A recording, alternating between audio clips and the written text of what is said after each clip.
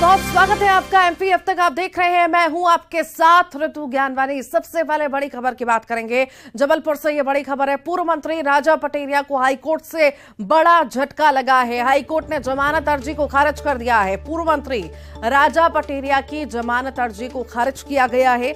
High court ने अपने आदेश में कहा है कि आजकल ये फैशन बन चुका है। कोई भी नेता लोकप्रियता हासिल करने के लिए इस तरह के बयान दे रहा है, इस बात की परवाह किए बगैर कि इसका अंजाम क्या होगा। ऐसे बयानों से राजनीति में आपराधिक सोच पनप रही है। राजनेताओं को ऐसे बयान देने से बचना चाहिए। पीएम या राष्ट्रपति के लिए ऐसे बयान नहीं देना चाहिए। अगर इस मामले में जमानत का लाभ दिया गया तो समाज में गलत संदेश जाएगा। हाईकोर्ट ने याचिका खारिज करते हुए सशर्त स्वतंत्रता भी दी है। आदेश के 30 दिनों के बाद किसी सक्षम न्यायालय में पुनः जमानत का आवेदन राजा पटेरिया कर सकते हैं।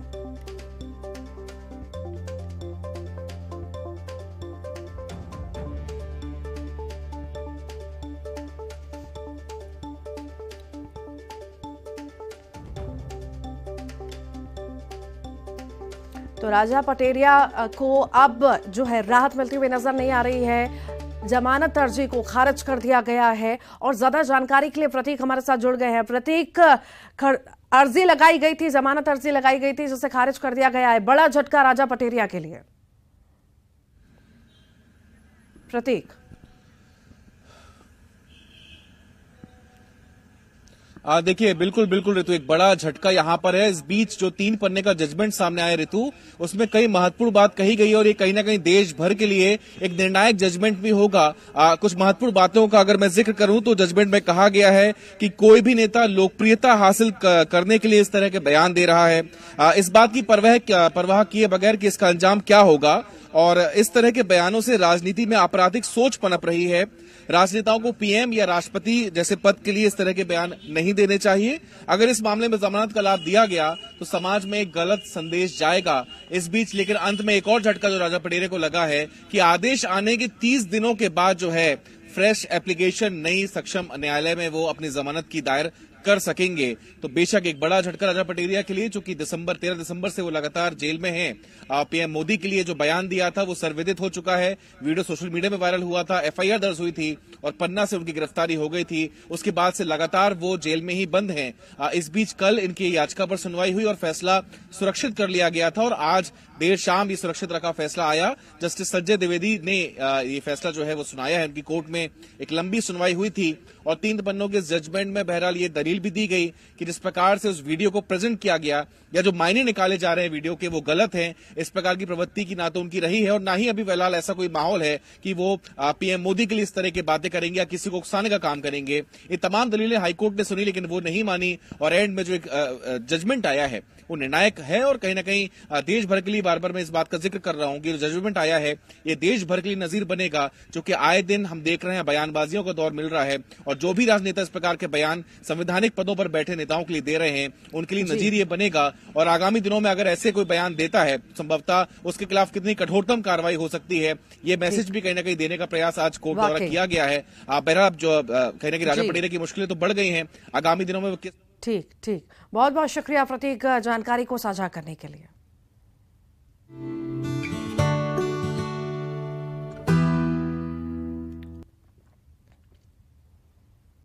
इंदौर में ग्लोबल इन्वेस्टर समिट का पीएम नरेंद्र मोदी ने वर्चुअली शुभारंभ किया। पीएम ने भारतीय अर्थव्यवस्था की लगातार प्रगति का जिक्र किया है, साथ ही मध्य प्रदेश की तारीफ की।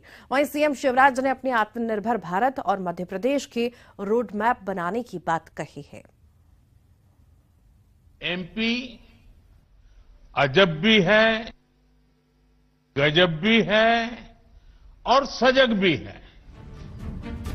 पीएम नरेंद्र मोदी ने ग्लोबल इन्वेस्टर समिट में एमपी के लिए उस लाइन का जिक्र किया जो गाहे बगाहे मध्य प्रदेश के लिए यूज किया जाता है। पीएम ने इसमें एक और शब्द जोड़ा, सजग।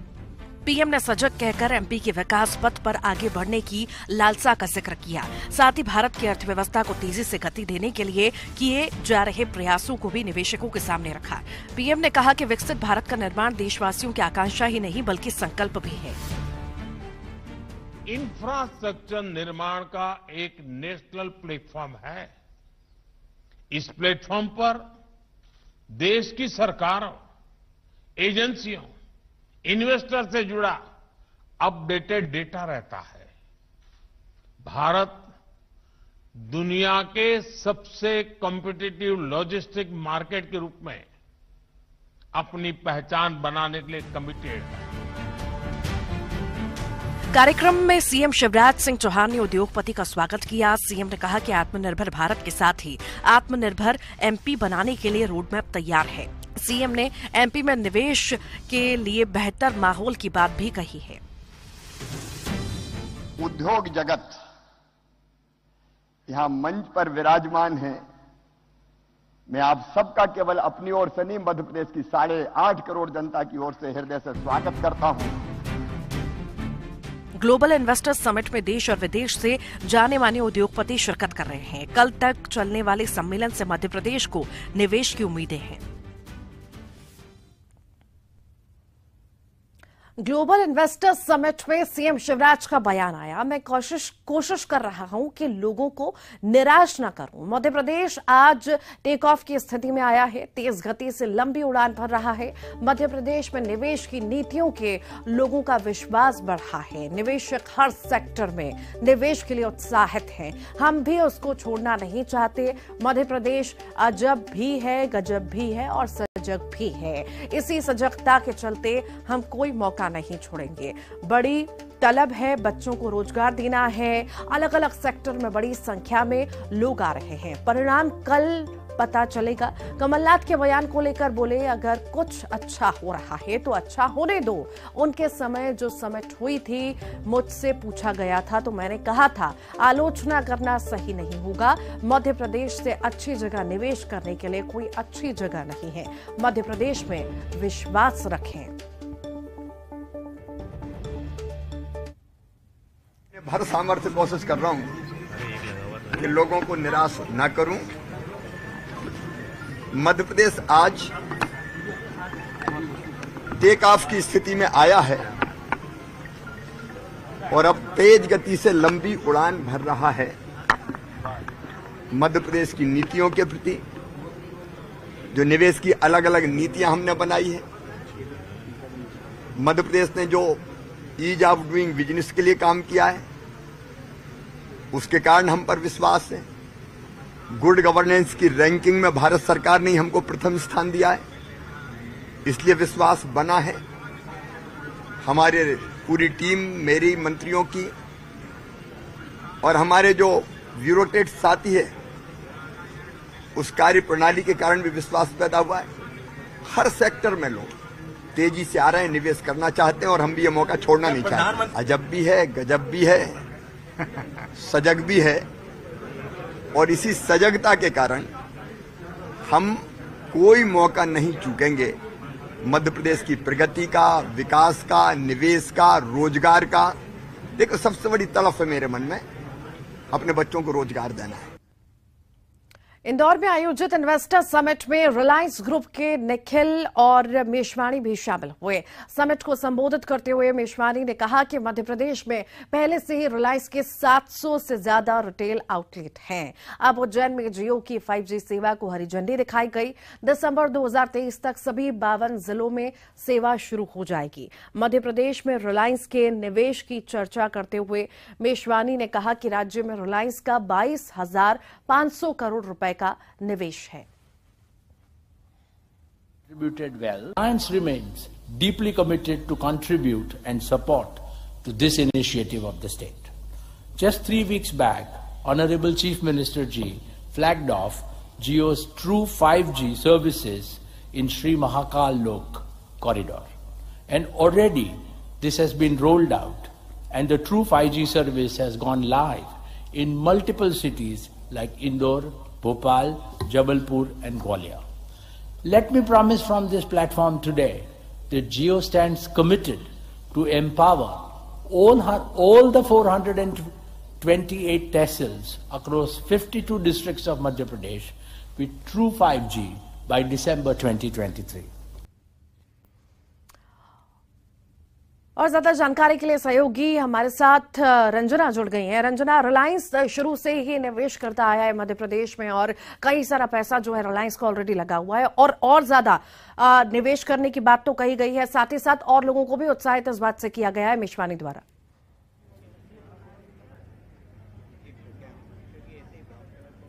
जी तो बिल्कुल ग्लोबल इन्वेस्टर्स समिट इंदौर में हो रही है और आज पहला दिन, कल दूसरा दिन और आज पहले दिन अगर देखा जाए तो बड़ी तादाद में जो निवेशक हैं मध्य प्रदेश की तरफ रुख कर रहे हैं। और आज जिस तरीके से ये जो पूरा जो उद्योगपति हैं जिन्होंने सीएम शिवराज सिंह चौहान से निवेश को लेकर 1-to-1 चर्चा की है, उससे उम्मीदें जग रही है कि मध्य प्रदेश में अब हर सेक्टर में, चाहे वो ऑटोमोबाइल सेक्टर हो, टेलीकॉम सेक्टर हो, फार्मा हो, हेल्थ सेक्टर हो या फिर एजुकेशन सेक्टर से लेकर तमाम जो सेक्टर हैं उसमें अब जो निवेशक हैं मध्य प्रदेश में निवेश करेंगे। और इसी को लेकर जो रिलायंस ग्रुप है वो भी निवेश कर रहा है मध्य प्रदेश में और आने वाले दिनों में कई हजार करोड़ का जो निवेश है वो मध्य प्रदेश में होगा। और जो बिरला समूह के निवेश जो उद्योगपति हैं उन्होंने भी यही कहा कि मध्य प्रदेश में अब पहले के मुकाबले फ्रेंडली माहौल हो गया है उद्योगों के लिहाज से और आने वाले 5 सालों में मध्य प्रदेश में जो बिरला समूह है वो 15,000 करोड़ से ज्यादा का जो निवेश करेगा। यानी बड़ी बड़ी कंपनियां, चाहे वो रिलायंस समूह की बात कर ली जाए, बिरला समूह की बात कर ली जाए या फिर अन्य जो बड़े निवेशक हैं वो अब मध्य प्रदेश में निवेश करने को लेकर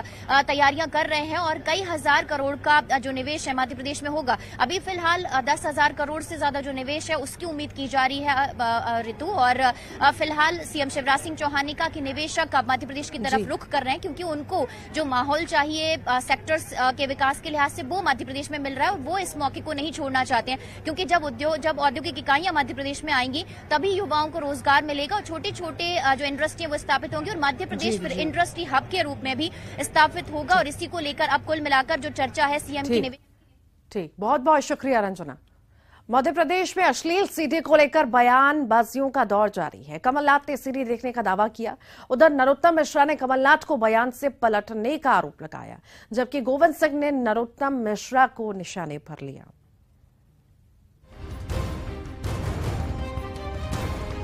नेताओं की अश्लील सीडी को लेकर नेता प्रतिपक्ष गोविंद सिंह के दावे के बाद से प्रदेश में सियासी बयानबाजी हो रही है। सीडी ना होने की बात कहने के बाद कमलनाथ अपने बयान से पलटने से इनकार किया है।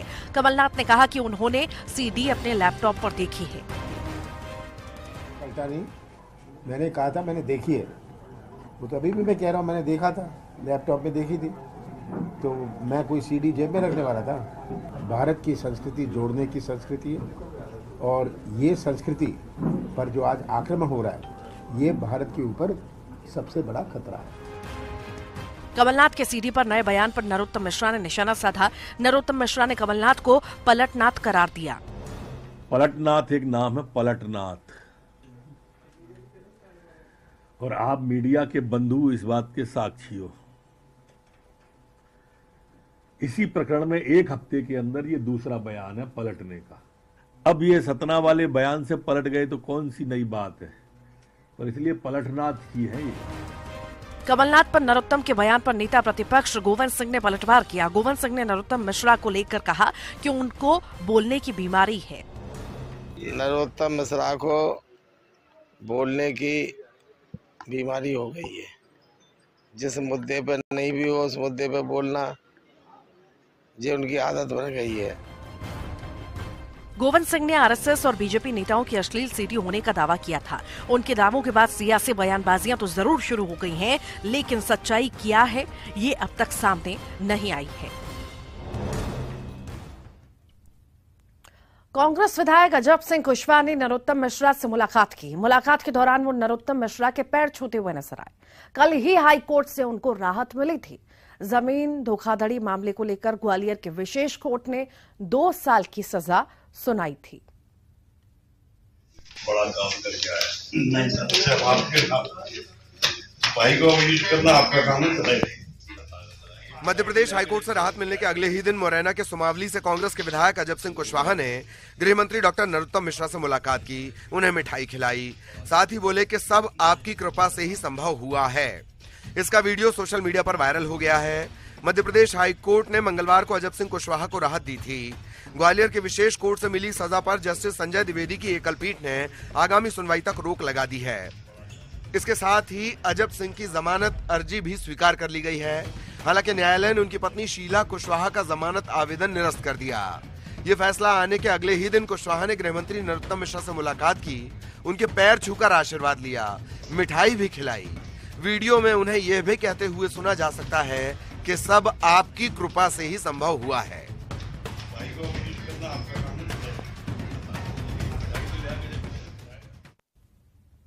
रीवा के अनुवना थाना इलाके से सरकारी सिस्टम को चढ़ाती हुई एक शर्मनाक तस्वीर सामने आई है। यहां पर एम्बुलेंस न मिलने के चलते बीमार पत्नी को अस्पताल ले जाने के लिए बुजुर्ग पति को हाथ ठेले का सहारा लेना पड़ा। बुजुर्ग पति अपनी पत्नी को हाथ ठेले पर लिटाकर गांव से 5 किलोमीटर दूर अस्पताल पहुंचा। इस दौरान किसी राहगीर ने भी बुजुर्ग दंपत्ति की कोई मदद नहीं की। वहीं एक व्यक्ति ने वीडियो जरूर बना लिया। अब लोग स्वास्थ्य महकमे पर तरह तरह के सवाल खड़े कर रहे हैं।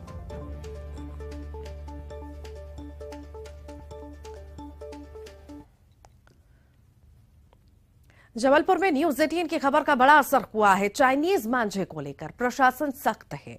2 साल पहले ही चाइनीज मांझे को लेकर जबलपुर में प्रतिबंधात्मक आदेश जारी हो चुके हैं, फिर भी चोरी छुपे चाइनीज मांझे की बिक्री होती रहती है। अब कलेक्टर सौरभ कुमार सुमन ने इसके लिए विशेष टीमों का गठन किया, जो पतंग विक्रेता और मांझे के विक्रेताओं पर नजर रख रही है।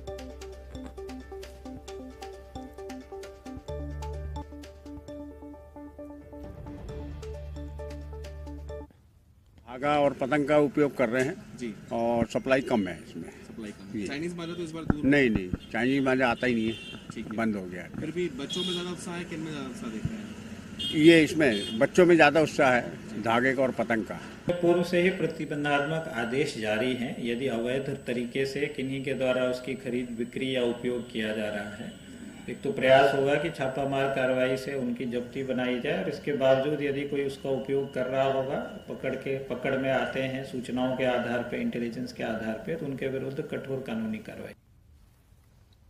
ग्वालियर के भीतरवार में नाबालिग छात्रा की खुदकुशी के मामले में पुलिस ने 3 युवकों के खिलाफ दुष्कर्म और पॉक्सो एक्ट के तहत मामला दर्ज किया। 1 जनवरी को छात्रा ने खुदकुशी की थी। उसके रजिस्टर में लिखे सुसाइड की जांच के बाद पुलिस ने केस दर्ज किया। सुसाइड नोट में भी छात्रा ने 3 युवकों पर ब्लैकमेल करने का और दुष्कर्म करने का जिक्र किया। सुसाइड नोट के मुताबिक अंकित बघेल ने छात्रा के साथ शारीरिक संबंध बनाकर दुष्कर्म किया था। बाद में अंकित, उसके साथी सुनील बघेल और विक्रम जाटव, तीनों ने ही उससे गलत काम करने के लिए बेबस कर रहे थे। मुंह खोलने पर उसे बदनाम करने, माता पिता और भाई की हत्या करने की धमकी दी जा रही थी, जिससे तंग आकर छात्रा ने आत्महत्या कर ली थी।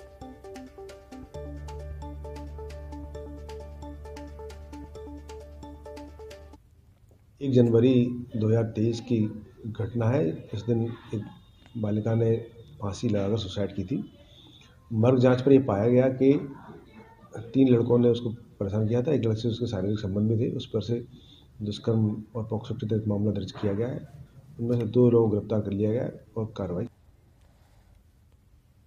एटीएम कटर गैंग ने एक बार फिर से ग्वालियर पुलिस को चुनौती दी है। कार सवार अज्ञात चोरों ने बीती रात मुरार और बहुड़ापुर के 2 एटीएम को निशाना बनाया। गैस कटर से एटीएम मशीनें काटकर लाखों रुपए की नकदी ले उड़े।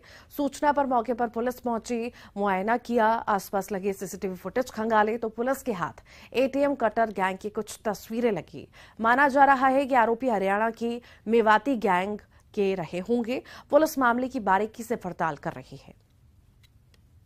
फिलहाल दोनों में एफआईआर रजिस्टर कर ली गई है। फुटेज देखे जा रहे हैं, इसमें और इलेक्ट्रॉनिक एविडेंसेज, टेक्निकल एविडेंसेज इसमें जुटाए जा रहे हैं। साथ सीसीटीवी फुटेज ये कहां से आए हैं और कहां गए हैं, उन पर भी लगातार काम चल रहा है।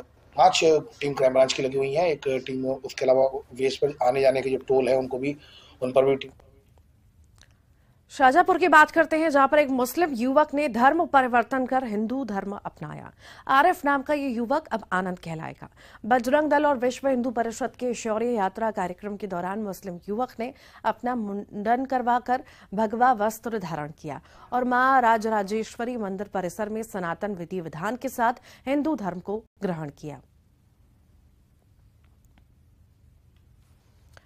बालाघाट की बात करेंगे। कंटेनर बाइक सवार को कुचला है। 55 साल के अधेड़ की मौत हो चुकी है। आक्रोशित ग्रामीणों ने प्रदर्शन किया। शव को कंटेनर के नीचे से नहीं निकाल रहे हैं ग्रामीण। कंटेनर मालिक को मौके पर बुलाने की लगातार मांग इनके द्वारा की जा रही है। यहां पर भारी पुलिस बल तैनात किया गया है। तिरोड़ी थाना क्षेत्र के ग्राम बोथवा की यह घटना आपको बता रहे हैं।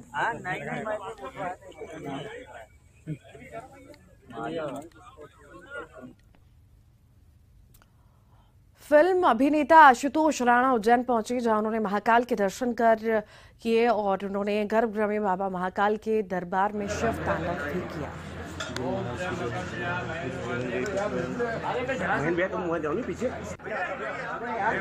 धक्का मुक्की मत करो।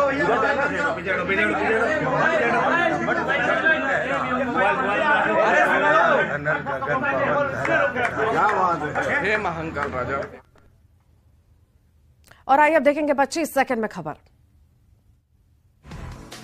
इंदौर में इन्वेस्टर समिट में जुटे दिग्गज रिलायंस ग्रुप के निखिल मेशवानी हुए शामिल। कहा एमपी में 5G का होगा विस्तार। इंदौर में ग्लोबल इन्वेस्टर समिट में शामिल हुए युवाओं ने की न्यूज 18 से बातचीत। सब्सिडी से उद्योगों को स्थापित करने में मिलेगी मदद। पूर्व मंत्री राजा पटेरिया को हाईकोर्ट से झटका। हाईकोर्ट ने जमानत अर्जी की खारिज। बाबा के दरबार में आशुतोष राणा गर्भगृह में की विशेष पूजा अर्चना। बाबा के दरबार में गाया शिव तांडव। सीडी मामले पर बोले कमलनाथ, मैं किसी भी बयान से नहीं पलटा हूं, पहले भी कहा था, देखी है मैंने सीडी। सतना में युवक कांग्रेस के प्रदर्शन में हंगामा। बिजली ऑफिस का किया घेराव। शिवपुरम पंचायतों में कामकाज बंद रहने से परेशान सरपंच। जिले भर की 50 से ज्यादा ग्राम पंचायतों के सरपंचों ने कलेक्ट्रेट कार्यालय का किया घेराव। नरोत्तम मिश्रा के बयान पर नेता प्रतिपक्ष ने किया पलटवार। जहां नहीं बोलना चाहिए उन मुद्दों पर भी बोलते हैं। खुद को विद्वान दिखाना चाहते हैं नरोत्तम मिश्रा।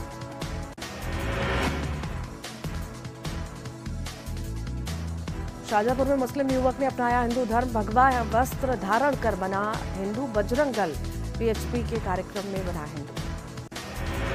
रीवा के अनुमना थाना इलाके से सिस्टम को चुढ़ाती हुई तस्वीर आई सामने। सरकारी वाहन नहीं मिलने पर बीमार पत्नी को ठेले पर ले गया बुजुर्ग पति। इंदौर के अनवा अस्पताल में फटा कंप्रेसर। ब्लड बैंक में कंप्रेसर फटने से मचा हड़कंप। भोपाल के शाहजहानाबाद थाना इलाके में सड़क हादसा। दूसरी क्लास की छात्रा की हादसे में मौत। ग्वालियर पुलिस को फिर चुनौती। एटीएम काटकर लाखों रुपए ले उड़े चोर। पुलिस ने खंगाले सीसीटीवी फुटेज। मुरैना में एटीएम में सेंधवारी। एटीएम काटकर लाखों की नकदी साफ। आरोपियों की तलाश जारी। खरगोन जिले के बड़वा में आनंदेश्वर मंदिर में चोरी का मामला आया सामने। दान पेटी और कीमती चीजें नहीं मिलने पर आईडी चुरा ले गए चोर। देवास में चाइना डोर पर प्रशासन सख्त। मांझे की खरीदी बिक्री पर लगाई रोक। सागर नेशनल हाईवे 44 पर गोवंश लेकर जा रहे ट्रक को घेराबंदी कर पकड़ा गया। ट्रक से 16 गाय और 5 बछड़े बरामद। ग्वालियर के भीटरवार में खुदकुशी मामले में 3 पर केस दर्ज। नाबालिग छात्रा ने की थी खुदकुशी। ग्वालियर के घाटी गांव में चलते ट्रक में लगी भीषण आग। पुलिस ने ड्राइवर क्लीनर को बचाया। सिवनी में बाघ का मिला शव। करंट लगाकर बाघ का शिकार करने की आशंका।